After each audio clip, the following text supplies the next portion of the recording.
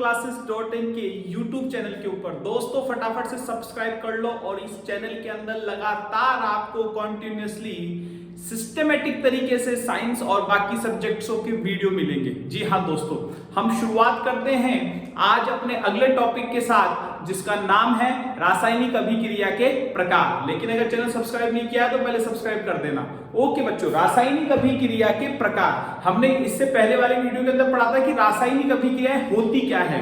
तो मैंने आप लोगों को समझाया था कि जब किसी पदार्थ के अंदर रासायनिक परिवर्तन होता है तो वह रासायनिक अभिक्रिया कहलाती है। और रासायनिक अभिक्रिया के सिम्टम्स, जो सिंबल होते हैं, जो लक्षण होते हैं, वो 4 प्रकार के होते हैं। यदि किसी पदार्थ के अंदर रंग बदल जाए, उसका गंध बदल जाए, उसके टेम्परेचर में कोई चेंजेस हो जाए या उसमें से कोई गैस का उत्सर्जन हो, अगर इनमें से कुछ हो रहा है तो आप समझ जाना कि रासायनिक अभिक्रिया घटित हो रही है। ये रासायनिक अभिक्रिया थी। इसके बाद हमने रासायनिक समीकरण पढ़ा।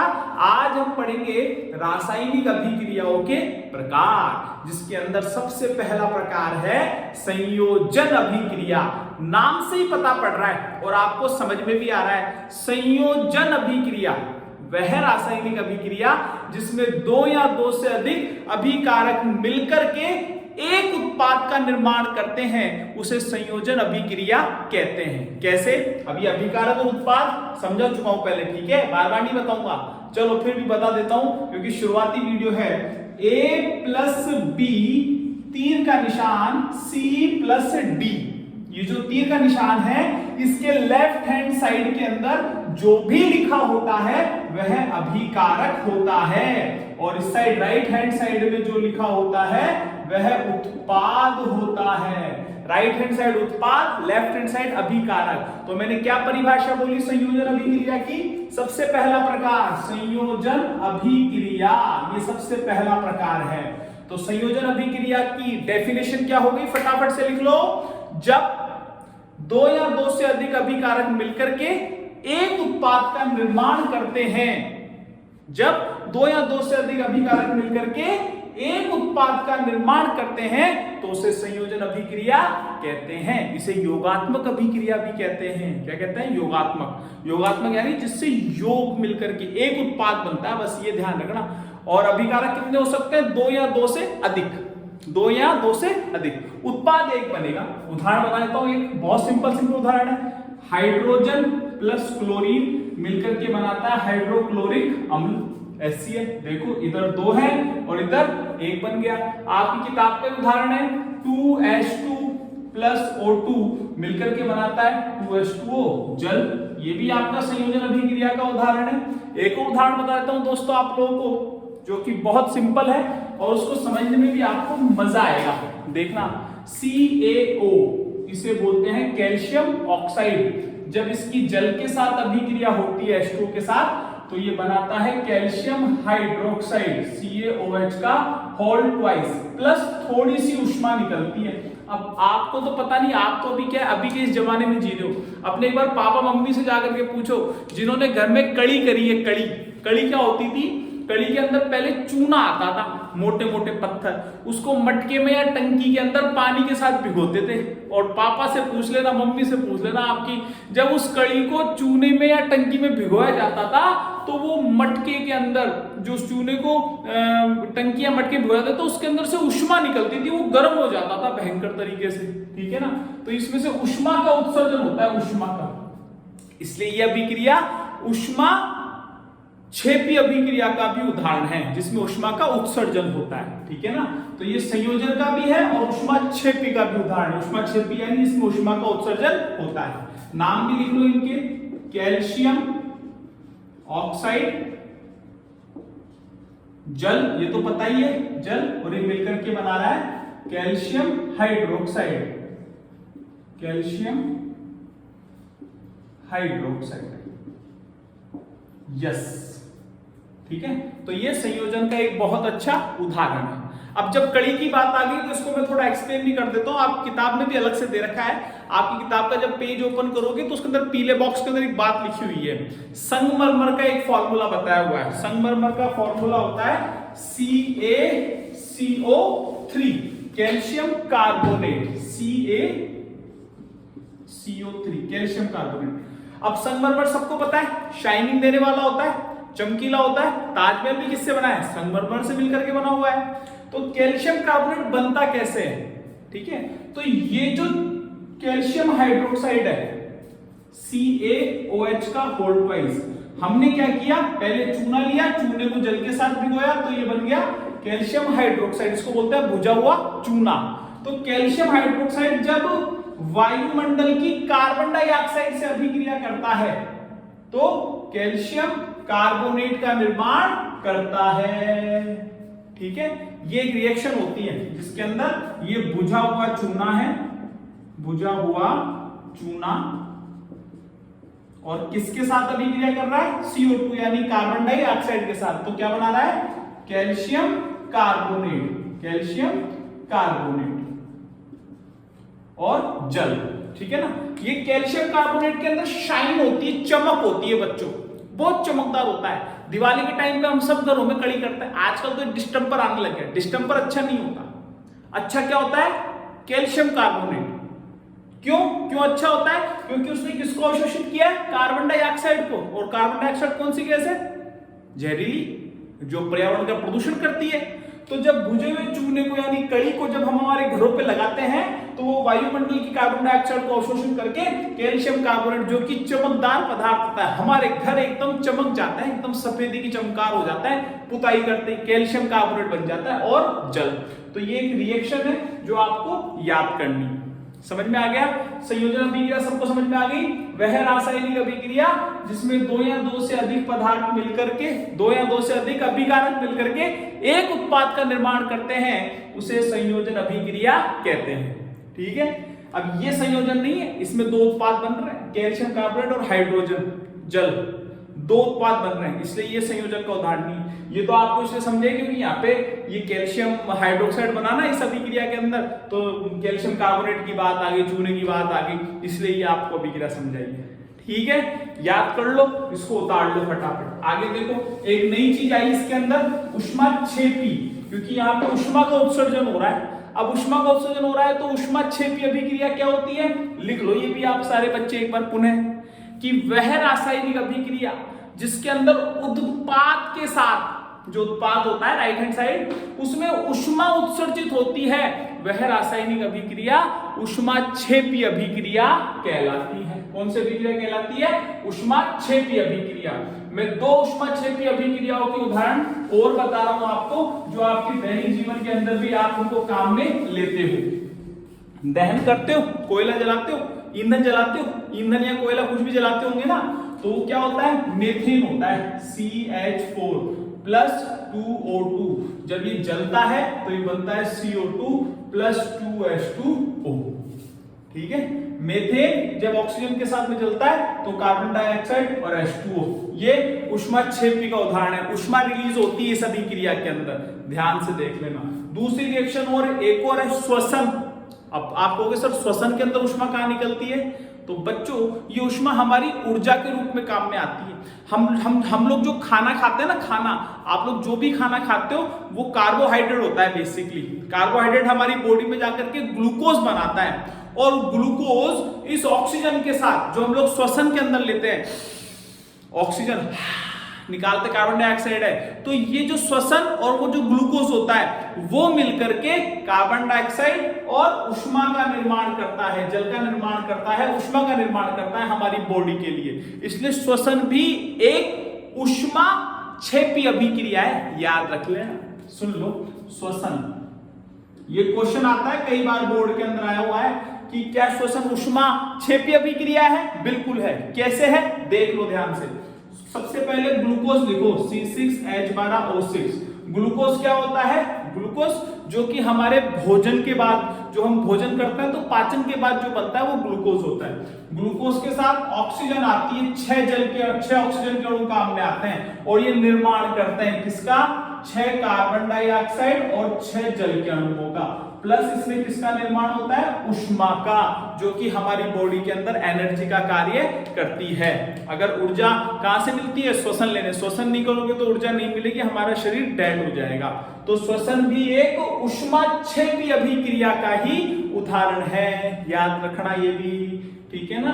चलो ये हो गया आपका पहला प्रकार हो गया रासायनिक अभिक्रियाओं का, जिसका नाम है स्वसंयोजन अभिक्रिया या योगात्मक अभिक्रिया। डेफिनेशन याद होगी सबको, जब दो या दो से अधिक अभिकारक मिलकर के एक उत्पाद का निर्माण करते हैं तो उसे संयोजन अभिक्रिया कहते हैं। हाँ तो बच्चों अब आ गई हमारी दूसरी अभिक्रिया। पहला तो था संयोजन और दूसरा है वियोजन, जस्ट उल्टे हैं एक दूसरे के। संयोजन में क्या हो रहा था, दो या दो से अधिक अभिकारक मिलकर के एक उत्पाद का निर्माण कर रहे थे ना।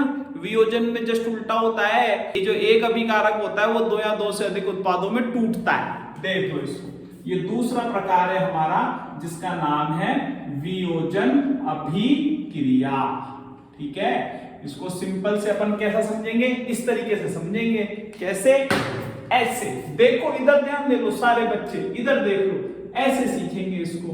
ए एक अभिकारक है, टूट गया बी या सी के अंदर, दो या दो से अधिक उत्पादों के अंदर टूट जाए, वह रासायनिक अभिक्रिया जिसके अंदर कोई अभिकारक दो या दो से अधिक उत्पादों के अंदर अपघटित हो जाए, टूट जाए, उसे वियोजन अभिक्रिया या अपघटन अभिक्रिया कहते हैं।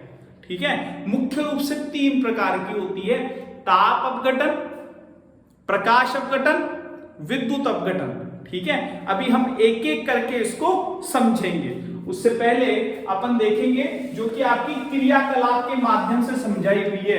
एक्टिविटी है 1.5 क्रियाकलाप है जिसके अंदर फेरस सल्फेट FeSO4 को अपघटित होते हुए दिखाया है। इसके अंदर ferrous oxide Fe2O3 plus SO2 plus SO3। ठीक है, और इसमें क्या दे रहे हैं अपन, इसको ऊष्मा दे रहे हैं, गर्म कर रहे हैं। यानी जब दो फेरस सल्फेट के अणुओं को गर्म किया जाता है, फेरस सल्फेट को गर्म किया जाता है तो वो फेरस ऑक्साइड सल्फर डाइऑक्साइड और सल्फर ट्राइऑक्साइड के अंदर अपघटित हो जाती है। आगे बात समझ में, तो ये किसका उदाहरण है, वियोजन का। देखो साफ दिख रहा है, एक अभिकारक है, दो या दो से अधिक के अंदर टूट रहा है तो वियोजन हो रहा है ना। वियोजन किसके कारण हो रहा है, ताप के कारण, ऊष्मा के कारण, गर्मी देने के कारण, गर्म करने के कारण, इसलिए ये ऊष्मा अपघटन अभिक्रिया है, ताप अपघटन अभिक्रिया है। आपकी किताब के अंदर जो एक्टिविटी दर्शाई गई है उसमें वो लड़की है, वो गर्म कर रही है परख नली को और गैस निकल रही है। वो गैस जो निकल रही है वो सल्फर डाइऑक्साइड की गैस है, जहरीली गैस होती है। ठीक है, तो इसको सूंघने का तरीका भी बताया हुआ है। ऐसे नहीं सूंघना कि जब फेरस सल्फेट को जब गर्म कर रहे हो तो नाक के अंदर घुसेड़ लो या नाक के पास में लिया हो, ऐसे नहीं करना है। आपको उसको स्मेल करना है उस सुगंध को, तो उसकी जो भाप है उसको इस तरीके से अपने हाथ से अपने नाक के पास लेके आनी। जहरीली होती है, मार देती है। अम्लीय वर्षा का भी यही कारण होती है। सल्फर डाइऑक्साइड जो होती है वायुमंडल के अंदर अम्लीय वर्षा का मुख्य कारण होती है गैस। ठीक है, ये हो गई आपकी एक्टिविटी 5 और जिसका उदाहरण क्या है, वियोजन अभिक्रिया का ये उदाहरण है। दूसरा उदाहरण है इसके अंदर जो हम देख रहे हैं कैल्शियम कार्बोनेट का, आपकी बुक के अंदर दिया हुआ है। कैल्शियम कार्बोनेट को जब ऊष्मा दी जाती है, उसे गर्म किया जाता है तो वह भी दो या दो से अधिक उत्पादों के अंदर अपघटित हो जाता है और वो उत्पाद है calcium oxide plus carbon dioxide. जी हाँ, ये भी एक उदाहरण है ऊष्मा अपघटन का, वियोजन अभिक्रिया का। इसमें भी वही बात दिखाई जा रही है कि किस तरीके से एक अभिकारक दो या दो से अधिक उत्पादों के अंदर अपघटित हो रहा है।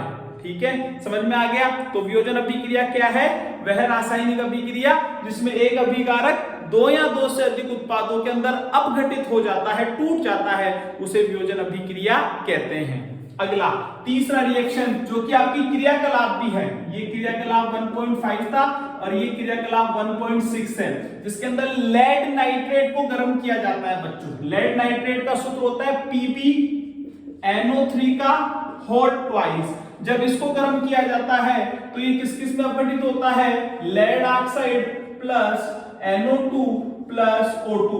जब लेड नाइट्रेट को गर्म किया जाता है तो भूरे रंग की गैस निकलती है, ब्राउन कलर की। ये भूरे रंग की जो गैस होती है ये नाइट्रोजन ऑक्साइड की होती है, NO2 की होती है। संतुलित तो आप कर ही लोगे, मुझे पता है इजीली आप संतुलित कर सकते हो इस अभिक्रिया को।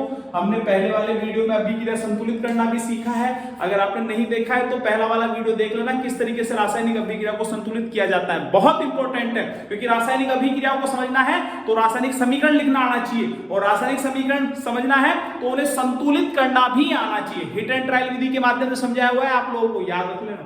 तो ये तीसरी अभिक्रिया है, तीसरा उदाहरण है जिसके अंदर लेड नाइट्रेट को जब हम गर्म कर रहे हैं तो भूरे रंग की गैस निकल रही है, वो भूरे रंग की गैस नाइट्रोजन ऑक्साइड है। ये बता रहा है कि लेड नाइट्रेट को गर्म करने पर, उष्मा देने पर, अच्छा अगर मैं यहाँ पर उष्मा नहीं लिखूं, ताप नहीं लिखूं, तो मैं ऐसा भी एक त्रिभुज भी बना सकता हूं। ये भी सिंबल होता है उष्मा देने का, गर्म करने का, ताप देने का। तो जब लेड नाइट्रेट को गर्म किया जाता है तो PbO NO2 और ऑक्सीजन के अंदर अपघटित हो जाता है।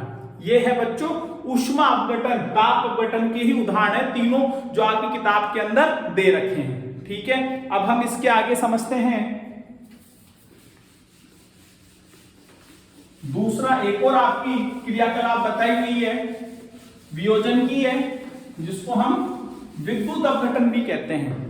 ध्यान से देखना, विद्युत अपघटन नाम से ही पता पड़ रहा है, विद्युत अपघटन यानी विद्युत का प्रयोग होगा इसके अंदर। तो हमने क्या किया, एक जार लिया, जार के अंदर पानी भरा, पानी के अंदर 2 टेस्ट ट्यूब डाली, 2 टेस्ट ट्यूबों के अंदर हमने क्या किया, एक एक छड़ डाली, छड़, ठीक है, ये छड़, इलेक्ट्रोड छड़ डाली हमने, ठीक है। अब इन छड़ों को हमने ऊपर सेल से जोड़ दिया, एक प्लस एक माइनस। अब ये प्लस जो बड़ा वाला डंडा होता है ना वो प्लस का सिंबल है, जो छोटा वाला डंडा है वो माइनस का सिंबल है। येलो एक स्विच और बना देते हैं। अभी जब फिजिक्स का चैप्टर पढ़ेंगे तब आपको समझ में आ जाएगा। विद्युत धारा हमेशा प्लस से माइनस की ओर प्रवाहित होती है। लेकिन एक बात बता दूं आप लोगों को मैं, जो शुद्ध जल होता है, प्योर वाटर, उसमें कभी भी करंट प्रवाहित नहीं हो सकता। जो प्योर वाटर होता है जिसके अंदर हाइड्रोजन और ऑक्सीजन, हाइड्रोजन और हाइड्रोक्साइड के जो आयन है बिल्कुल बराबर है, इक्वल है, प्योर H2 जो होता है ना वो तोड़ ही नहीं सकता, इतनी मजबूताई से बंधे होते हैं। तो इसलिए हम इसमें क्या करेंगे, थोड़ा सा हम इसके अंदर H2SO4 डालेंगे, येलो, कुछ बूंदे किसकी, H2SO4 की। H2SO4 क्या है बच्चों, H2SO4 एक प्रकार का अम्ल है, ठीक है। और जब अम्ल डाला जाता है तो सबको पता है अम्ल जलीय माध्यम में क्या देते हैं, H+ आयन देते हैं, ठीक है। तो जैसे ही इसके अंदर H+ आयन आएगा तो ये विद्युत का संचालन करना लग जाएगा। ये प्लस है, जो प्लस वाले से जुड़ी हुई है ना जो रॉड, उसको बोलेंगे एनोड, ओके। और जो माइनस वाली से जुड़ी हुई है उसको बोलेंगे कैथोड। बाकी तो लिख ही दोगे आप। ये परख नली है, इसमें जल भर रखा है, ये बीकर है, ये इसका नामकरण हो गया पूरा डायग्राम का। अब देखो हमने क्या किया, विद्युत धारा चालू करी। विद्युत धारा जैसे ही चालू करेंगे तो एक छड़ तो है प्लस और एक छड़ है माइनस। तो जो प्लस वाली छड़ है एनोड, उसके अंदर तो इकट्ठा होगी आकर के ऑक्सीजन गैस, ठीक है। और जो माइनस वाली छड़ है उसके अंदर आकर के इकट्ठा होगी हाइड्रोजन गैस। क्यों? क्योंकि हाइड्रोजन क्या होती है, धनावेशित, इसलिए हमेशा माइनस वाले की साइड जाएगी। और ऑक्सीजन क्या होती है, ऋणावेशित, इसलिए हमेशा धन वाली छड़ की साइड जाएगी, एनोड की साइड जाएगी। ध्यान रखना ये बात। इसको अपन प्रयोग के द्वारा जांच भी कर सकते हैं कि कौन सी गैस है। तो हाइड्रोजन का क्या प्रयोग होता है, आप लोगों को याद ही है, जलती हुई अगरबत्ती लेके जाओगे तो पट पट पट पट की आवाज से वो जलना शुरू हो जाएगी। ये हाइड्रोजन गैस का प्रयोग होता है, पहचानने का प्रयोग होता है, ठीक है। जैसे सल्फर डाइऑक्साइड की जो स्मेल होती है वो अलग तरीके से होती है। हाइड्रोजन गैस का अगर आपको पहचानना है कौन सी गैस हाइड्रोजन है, तो आप उसके पास में जलती हुई अगरबत्ती लेके जाओ तो पट पट की आवाज करेगी। कार्बन डाइऑक्साइड का प्रयोग क्या है, जलती हुई मोमबत्ती ले जाओ बुझ जाएगी, क्योंकि CO2 जो होती है वो आग बुझाने का काम करती है। ऐसे प्रयोग है इनकी। तो 2 गैस निकलेगी इसके अंदर, और इसको जल को H2O को कौन विभाजित कर रहा है, ये अभिक्रिया होगी H2O। जब ये विद्युत धारा इसमें प्रवाहित की जाएगी, विद्युत धारा, तो टूट जाएगा H2 + O2, ठीक है। गैस के रूप में निकलेगी। किसके रूप में निकलेगी, गैस के रूप में। ये लिक्विड है, गैस के रूप में ये वियोजित होना शुरू हो जाएगा। तो ये कहलाता है विद्युत अपघटन। और वही उदाहरण है वही वियोजन अभिक्रिया का उदाहरण है जब वह रासायनिक अभिक्रिया जिसमें एक जलकाणु या एक अभिकारक दो या दो से अधिक उत्पादों में टूट रहा है तो वो वियोजन अभिक्रिया कहलाती है। ठीक है, तीसरा और समझा देते हैं हम आपको, प्रकाश अपघटन। प्रकाश अपघटन क्या होता है बच्चों? तो आपकी एक और एक्टिविटी बताई हुई है किताब के अंदर जिसमें सिल्वर क्लोराइड को चाइना डिश की प्लेट के अंदर रखा है, सूर्य की धूप में, प्रकाश में, सूर्य के प्रकाश में रखा है। थोड़े समय बाद वो जो सिल्वर क्लोराइड है उसका कलर घूसर रंग का हो जाता है। क्यों हो जाता है? क्योंकि सिल्वर क्लोराइड AgCl ये अपघटित हो जाता है 2Ag + Cl2 के अंदर, सूर्य के प्रकाश के अंदर, सूर्य के प्रकाश में। ऐसे ही सिल्वर ब्रोमाइड भी होता है AgBr, वो भी डिवाइड हो जाता है, टूट जाता है इसके अंदर, सिल्वर और ब्रोमाइड के अंदर, सूर्य के प्रकाश के अंदर ही ये अपघटित होता है, सूर्य के प्रकाश में। तो इन सबको हम बोलेंगे प्रकाश अपघटन। क्या बोलेंगे? प्रकाश। जब ताप के द्वारा अपघटित हो रहा है तो ताप अपघटन, विद्युत के द्वारा अपघटन हो रहा है तो विद्युत अपघटन, और जब प्रकाश के द्वारा अपघटन हो रहा है तो प्रकाश अपघटन। और अपघटन में होगा क्या? वही होगा, एक साइड तो एक अभिकारक होगा लेफ्ट हैंड साइड, और उस साइड के अंदर उत्पाद बनेंगे दो या दो से अधिक, जिन्हें हम कहते हैं वियोजन। टूट रहे हैं, वियोजन अभिक्रिया। आ गया समझ में? कोई दिक्कत तो नहीं है किसी भी बच्चे को? ओके, एक उदाहरण और समझ लो, क्या बताया हुआ है उसके अंदर, आपकी किताब में दिखाया हुआ है, उष्माशोषी अभिक्रिया का उदाहरण है। उष्माशोषी के अंदर बेरियम हाइड्रोक्साइड BaOH का होल ट्वाइस और अमोनियम क्लोराइड NH4Cl, जब इन दोनों की अभिक्रिया कराई जाती है तो क्या होता है? तो आपकी जो क्रियाकलाप है जो समझाया हुआ है कि बेरियम हाइड्रोक्साइड और अमोनियम क्लोराइड को मिलाने पर परख नली को छू करके देखिए कैसा लगता है। अब आपके पास तो है नहीं घर पर, तो इसलिए मैं बता देता हूं, इन दोनों को मिक्स करेंगे तो इसमें ऊष्मा अवशोषित हो जाती है और परख नली हमें ठंडी महसूस होना शुरू हो जाती है। बनता क्या है इससे? देख लो क्या बनेगा। जो NH4 है, Ba तो लेकर के भग जाएगा Cl को, ये बन जाएगा अपना BaCl2, और जो NH4 है ये जाएगा OH के साथ, तो ये आ जाएगा NH4OH। यहां पर ये लगेगा 2, यहां पर ये आ जाएगा 2, 2NH4OH। ये रिएक्शन बनेगी और जो परख नली है वो ठंडी हो जाएगी। अब आपको अगर घर पे प्रयोग करना है किसका? ऊष्माक्षेपी और ऊष्माशोषी का, तो जो मैं बताता हूं वो कर लेना। आप एक काम करना सारे बच्चे, एक गिलास लेना, चलो एक नहीं 2 गिलास लेना। 2 गिलास के अंदर एक में तो डालना पानी, पानी का टेम्परेचर सेम होना चाहिए दोनों का। ऐसा नहीं कि एक गर्म ले लो एक ठंडा ले लो, सर का तो प्रयोग ही फ्लॉप हो गया, ऐसा नहीं करना है। दोनों ग्लास के अंदर एक में डालना चीनी और एक में डालना सर्फ, ठीक है। और जब दोनों को घोलोगे, दोनों को टच करके देखना, छू करके देखना, चीनी वाला आपको ठंडा लगेगा, सर्फ वाला आपको गर्म लगेगा। या चाहो तो थोड़ा सा सर्फ लेकर के पानी डाल के हाथ में रगड़ लेना, आपको गर्म गर्म महसूस होगा, क्योंकि सर्फ जब पानी के साथ मिलता है तो ऊष्मा उत्सर्जित करता है, ऊष्माक्षेपी अभिक्रिया का उदाहरण है। और जो चीनी जब पानी के अंदर घुलती है तो ऊष्मा को अवशोषित कर लेती है, उसे हम ऊष्माशोषी अभिक्रिया कहते हैं। दोस्तों चैनल सब्सक्राइब कर देना, हम लगातार आप लोगों को ऐसे वीडियोस देते रहेंगे, सीक्वेंसली आपको वीडियो बनेंगे। अच्छे से तैयारी करनी है, मजबूत तरीके से तैयारी करनी और अच्छे से अच्छे मार्क्स लेकर के आते हैं।